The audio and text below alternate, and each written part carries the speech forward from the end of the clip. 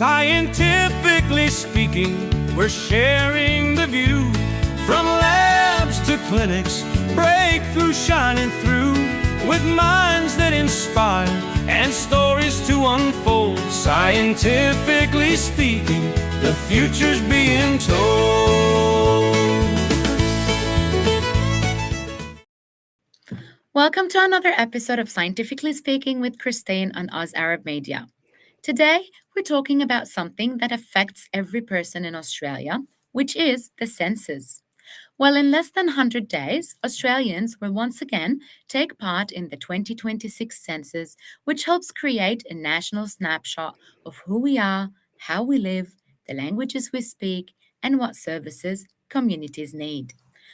But for many people, especially new migrants, there are still so many questions and misunderstandings around how the census works, why it matters, and whether personal information is safe.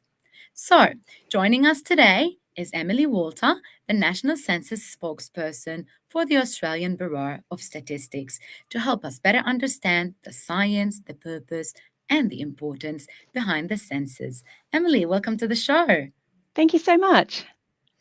All right, Emily, while I have you there, I would like to start with a very simple yet maybe misunderstood question. What exactly is census and why does Australia conduct it every 5 years? Yeah, great question. The census is our largest collection of data in Australia. So we have to reach every person across the country, from our capital cities to our most remote areas. Right. Every household and every person in Australia on census night needs to be included. And that includes international students, visitors, visa holders, babies. Sometimes people forget Ah, to put babies on their form. So it really does need to cover everyone. Um, as you mentioned, it's a national snapshot. So it right. provides a really rich data set that supports the country in local level planning as well as national level planning for things like healthcare, education, infrastructure, and transport. So it really provides that snapshot of our economic, our social, and our cultural makeup. Right. And that's really important to understand over time, and that's why we hold a census every 5 years, Right. because we can then see how that's changing over time, and we can adapt the planning and the service provision that wraps around that to make sure that it's still relevant and meeting the needs of our community. Amazing. But many people think that census is just about counting people. And now you mentioned babies and all that sort of things. But what kind of information does really census actually collect? It collects a wide range of information, and as I mentioned, because we're getting that really rich snapshot of Yes. economic, social, and cultural Mm. fabric of Australia, it collects questions that help us understand that much better. So questions around health, education, a person's cultural background and religion, their employment, and also about their living situation. So that we're able to, through the household level, understand family structures and Right. living situations. So that the type of housing that people are in. Yeah, so it's really important information. Amazing. Now, you mentioned that migrants and students could be part of it as well.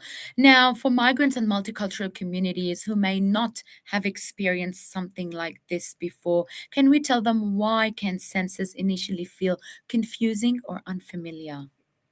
Yeah, absolutely. For people who haven't experienced a census before, it may feel quite confusing. There's this huge collection of data, and why is it important? And I think the most important part of this is to understand the purpose of the census. So Mm. really helping people understand that purpose, and that's my job in a lot of ways. But we also have a lot of information on our census website. Um, Mm. about the purpose of the census and about why questions are collected and what for. And I think it's about when people understand what it's for, they can relate to it, and then it's less confusing. So just understanding that it's providing this rich data set and and is used to support their community in providing the services and the programs and the facilities that they need in their Mhm. community, it starts to feed back to that it's confusing at the start until you understand what it's about. So I really encourage people to get onto the website if they're Amazing. uncertain. Yeah, Yeah. Look, I agree because in some points as well, maybe their answers would be directed to the right place once they know what is it for, rather than just give a wide information or little details that are unneeded. So maybe it can direct them as well when they understand it. absolutely. And I Right. think, each question is sort of explained on the website. So if people want to get a better picture of what types of things will be asked, um, they can go in there and have a look, and then really try to really understand from the Wow. information there why it's important. Yeah. Amazing. Emily, you mentioned that the census collects information of all sorts, things like health, like education, the language, the housing, the religion. Now, how is that data actually used in everyday life, if we can say? Look, I think it because it provides such a rich picture of Australia economically, socially, culturally. It's used in such a lot of applications. Um, Right. if you think about like some of the questions might be or are, where does a person work? And so you can start to understand where a person lives and then where a person works. What does that mean for planning for public transport or other infrastructure? Oh. Um, there might be communities that we can start to see a growing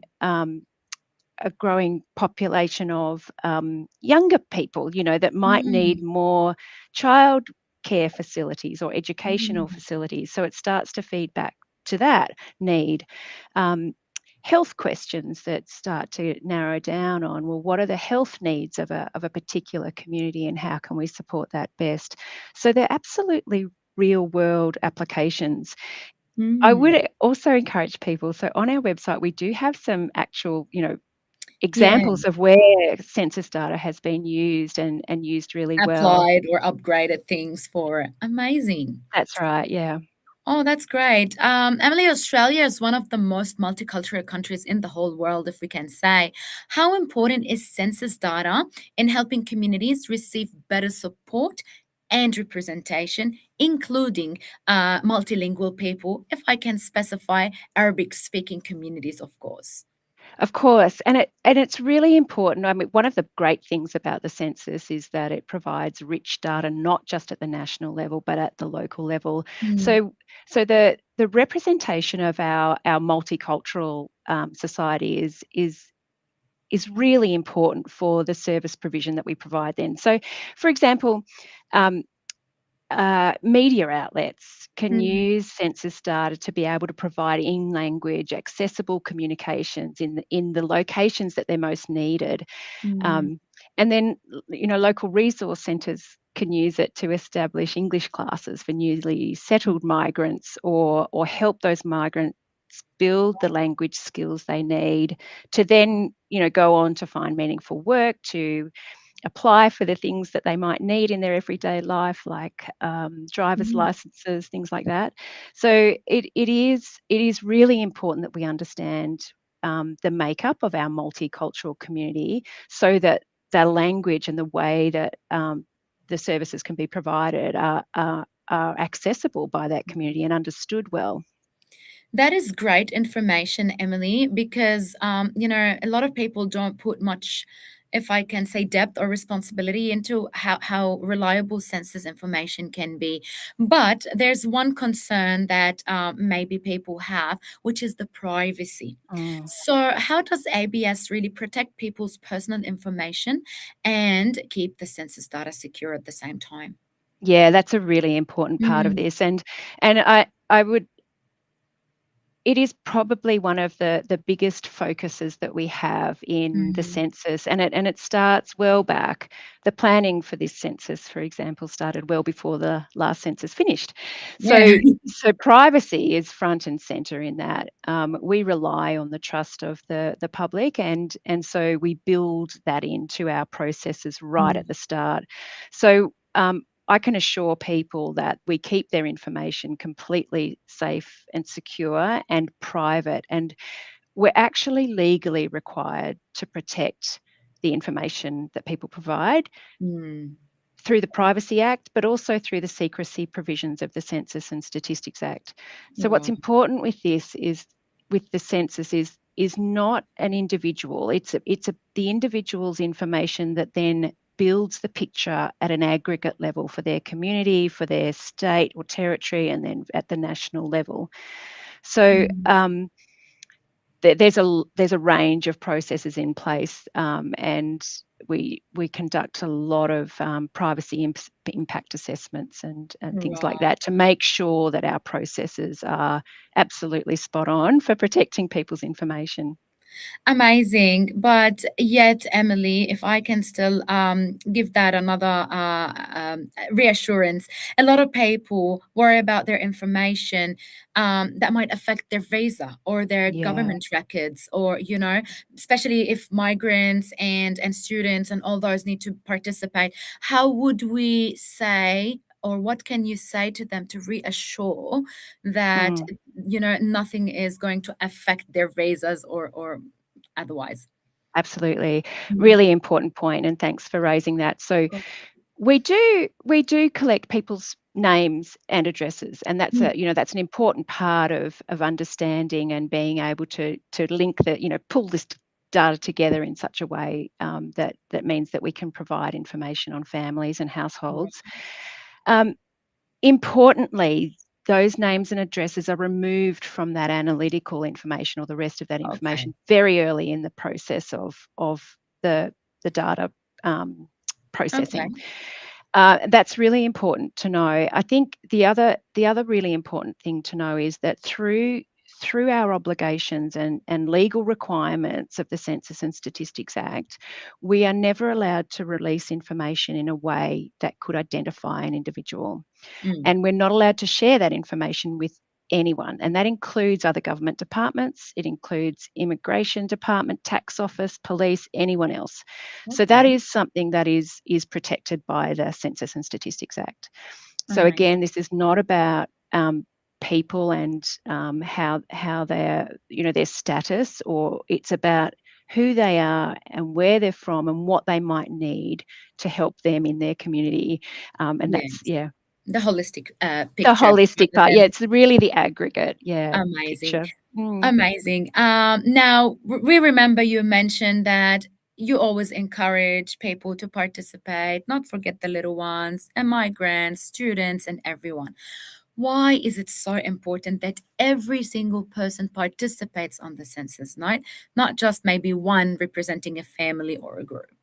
Absolutely. It's really what makes the census so valuable is that everyone is included in it. And Mm. I just can't reiterate enough, everyone really needs to participate in this. It is collectively the information that people bring to that then builds that picture. I kind of liken it to a tapestry. So where each one of us is a little thread in that tapestry, and that thread might look very different to the thread sitting next to us, or the thread, several threads away. But it's really important how that then builds the picture in that tapestry. Mm. So every one of those threads is incredibly important. Whether they're international visitors, whether they're students, international students, or temporary residents in Australia, it's very important that everyone contributes to that tapestry, because that's what helps us then provide for The our biggest our picture. society. Yeah. Amazing. I love that example. And now, Emily, if you want to really start applying and be part of this census, the 2026 census will be offered both online and as a paper option. How has technology really changed the way Australians complete the census today, in your opinion? Yeah, well, I've had I've had the benefit of being involved in many censuses actually, and I've seen the mode change over that time. And of course, every time we plan for a census, our focus is to continually improve the experience that people Right. have completing that form, and to make it as simple and easy to do and accessible to everyone. So there's a lot of work that goes into that. Um, we have, transitioned over the last few censuses to digital or online forms, and Okay. that's one of those modes that people expect these days, and also makes it simpler. We do expect that a lot of people, most people, will choose to complete their census online, Mhm. but we're also aware that there's lots of other people who want to do it in another way or need extra help, and Right. that's why we have paper forms, but we also have officers in the field helping people. So Amazing. providing direct support, and particularly for culturally and linguistically diverse Yes. populations, we need to make sure that we're providing that support from multilingual staff, Amazing. And translated why do you think materials. it's important to have this accessibility rather than just everyone completes it in English? So the form itself is in English and needs to be in English, and this really talks to the integrity of the questionnaire. So Right. each of the questions are are tested. Mm, So they're tested for their ease of understanding, their simplicity, the way that people interpret them and respond to them. mm. Um, what's important about uh, the support then that we provide for culturally and linguistically diverse communities is that there's a translation there between what the form is asking, what the question is Okay. asking, and how they interpret it. So we really want to make sure that that interpretation of the questions is So I clear. don't know if I'm understanding that. So the form itself is not translated, but there is direct translation, like physical translation. There's translated materials that help support it. We've Okay. also got people, in areas where we think there is a need, there will be people and that can assist. Our field Mm, officers are in the field, sort of, they're the people on the ground who know and can understand where there's need for mm. interpretation, and they can assist those people, whether it's to access in language information that helps them complete the form, or whether they're assisting directly with people to help them Amazing. complete the form. Amazing. That is great to know. Now, before I go to my last section of the show, if there's one thing you'd like specifically multicultural communities to understand before the census night, what would it be? Well, I would say in 2021 census, it showed that there were more than 7 million people in Australia who were born overseas. Um, and I think that really shows that it's more important than ever that we make sure that multicultural communities have are reflected in the census, and and that through that they receive the benefits of the planning and the services that are provided back to them, and the understanding of how to support those communities well. So when you provide your information, when we understand it well, then you can expect that the services and the planning, the types of support that those Is on communities your get. side. Hmm. Yeah, absolutely. Amazing. Amazing. Well, that was simple and easy to get before the census night. Now, towards the end of my show, I usually like to do some myth busting. So, I'm going to give you a few census related statements and just tell us if they're true or false, and maybe a little why if we didn't touch that on previously. Are you ready? Absolutely. Let's go. The first sentence says only Australian citizens need to complete the census. False. Awesome. And we did say why. And Yes. amazing. Second, the government can see my personal answers. Absolutely not. Personal information is always protected. It's your analytical information or what you share about yourself in an aggregate way that can be shared with everyone. Amazing. If I don't speak English well, I can skip the census. False. We want to hear from you. We need you to be part of the census because it's Amazing. so important. While I have you, I know we should move on, but maybe a little question. Would it ever be in a different language, the census form, in the Look, future? that's a really good question, and Mm.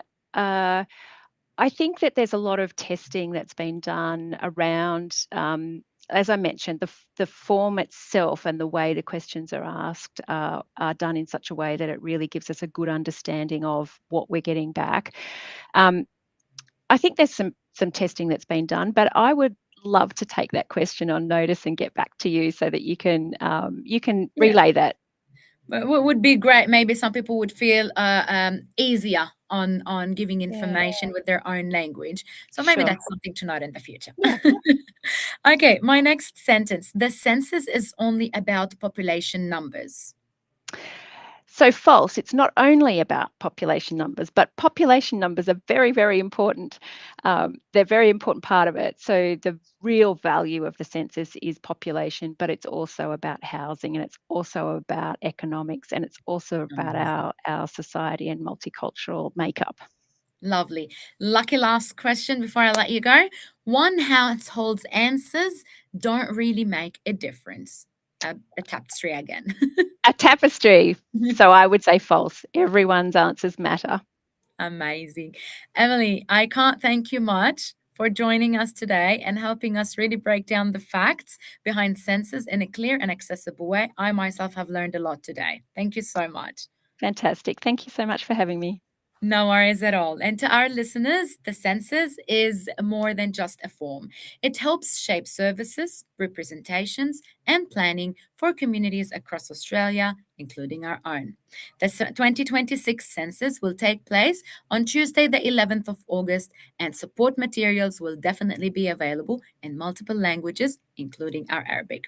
This was Scientifically Speaking with Christine on Oz Arab Media. Until next time.